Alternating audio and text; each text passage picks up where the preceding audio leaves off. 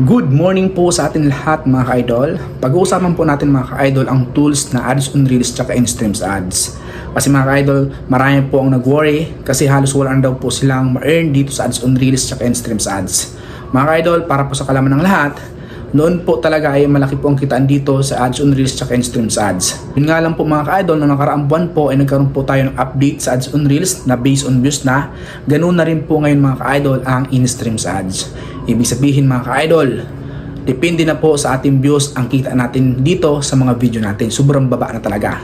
So dati kasi mga ka-idol, kahit mababa lang ang views ng video mo, so malaki po ang na-earn sa isang video. Kasi meron po tayong AdCPM doon. Makikita nyo po mga ka-idol ang AdCPM sa inyong Creator Studio kung ang gamit nyo po ay page.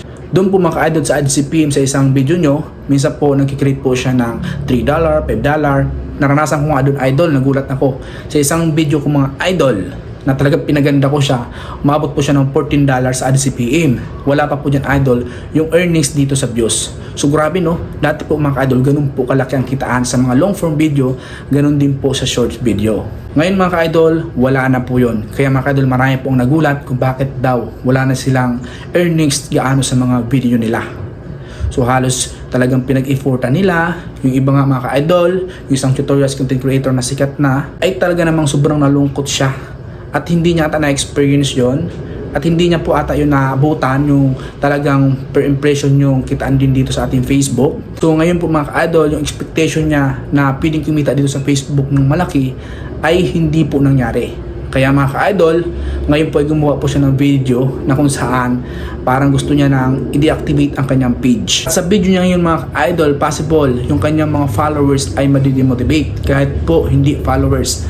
Pag napanood po yung video niya na yon ay possible ma-demotivate po. Mga ka-idol, nasa atin pa rin po yon. Tandaan nyo po, dito po sa social media sa Facebook, wala po dito sa pilitan kung gusto mong mag-stay or gusto mong umalis. Hindi rin po tayo pinilit na pumasok at hindi po tayo pipigilan na umalis. Mga ka-idol ko, bumaba man ngayon ang kita natin sa Facebook dito sa ads on Reels at in-streams ads, okay lang yon. Basta mga ka-idol, enjoyin mo lang yung pag-vlog mo dito sa Facebook. Kailangan mga ka-idol, meron ka pa rin pong pinagkakitaan. Kung meron kang trabaho, isabay nyo lamang po itong pag-vlog. Kasi mga ka-idol, marami po ang nag-full time na ngayon po ay bumalik na po sila sa kanilang pagtatrabaho. Kasi mga ka-idol, di ko alam kung bakit binabaan yung kita natin ngayon sa pag-vlog. Pero syempre mga idol, mas naniniwala ako na kapag ganito yung nangyayari ngayon sa ating Facebook, merong magandang mangyayari dito sa ating Facebook, sa pag-vlog natin dito sa Reels. Mga ka-idol, kung nakapanood ka man ng video na sila ay mag-quit na, sila ay mag-deactivate na ng kanila mga page, ikaw na nanonood ngayon mga ka-idol, enjoy mo lang, huwag mong i-deactivate ang iyong Facebook, maniwala ka idol. Pagdating ng panahon, yung pagsisikap at pagtsatsaga mo dito sa pag-vlog, bubunga din yan.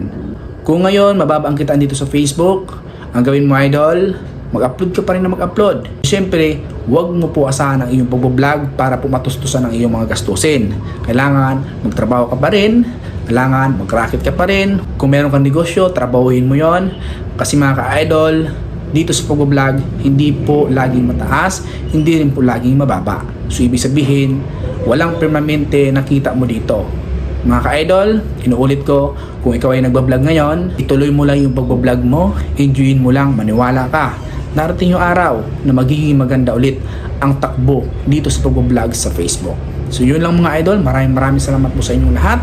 Sana nagkaroon kayo ng idea sa aking video ito, at kung nagkaroon ka ng idea, sana i-share po natin ang video ito na sa ganon ma-motivate din po ang mga napapanghinaan na ngayon sa vlog, na sa ganon matulungan din natin sila. And syempre, kung gusto mo pang ma-update sa mga tutorials ko na i-upload dito sa aking Facebook page, i-click mo na ang follow button dyan sa baba para ma-update ka sa next vlog ko na i-upload dito. So yun lamang po, God bless po sa atin lahat.